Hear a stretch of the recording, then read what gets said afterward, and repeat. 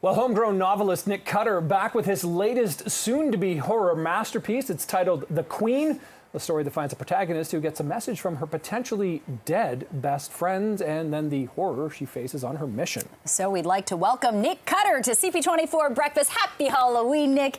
It's so great to have you here. Thank you. Look, your previous book, The Troop, it's made its ways on the horror of TikTok, and it's kind of become like a cult classic right now there.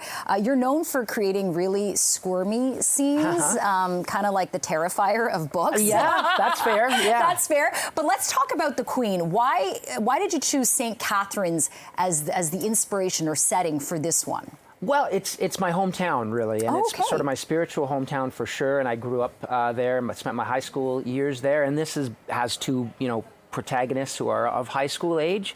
So, I actually went back to St. Catharines, which, as you know, not very far away, and walked my old high school, cracked open the old yearbooks, and 30 years ago, our young faces looking back at us, which was a little bit bittersweet, but also helped me sort of reconnect, I think, with that time in my life as best I could.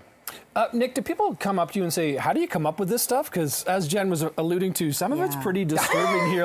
I'm looking at your head and going, what's going on inside that brain? You seem nice. Yeah, I try not to plumb too. You seem normal. Yeah, I seem that way, don't I? Yeah, you do. Okay, good. Then the charade is working.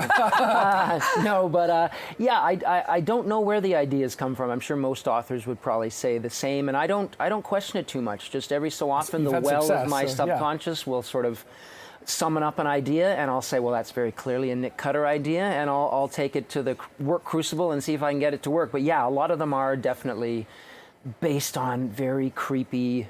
I grew up, Stephen King and Clive Barker and Dean Koontz and Anne Rice being my sort of touchstones. So I come by it honestly. Do you ever freak yourself out?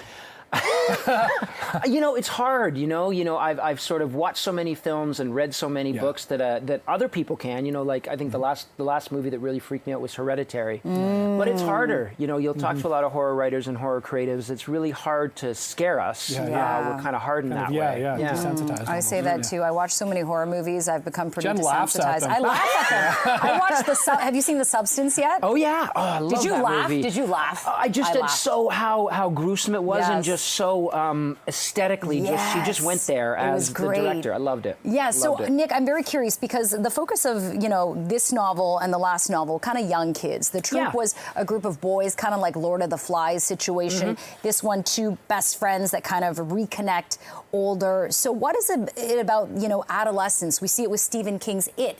It's that group of kids. Yeah. What is it about kids in horror? Did something happen to you as a kid?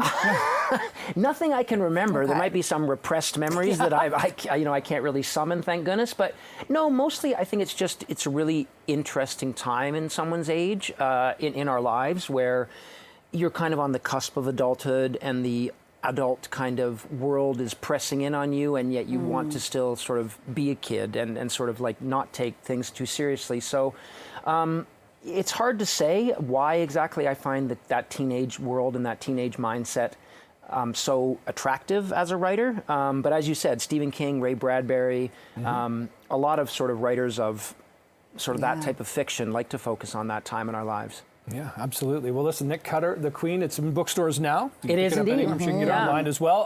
Pleasure to meet you. Good to talk to you about this book. Can't wait to rip through it. Happy Halloween, Nick. Happy Halloween. Nice to meet you. Look forward to reading this one. Thank you very much. Thank you so much.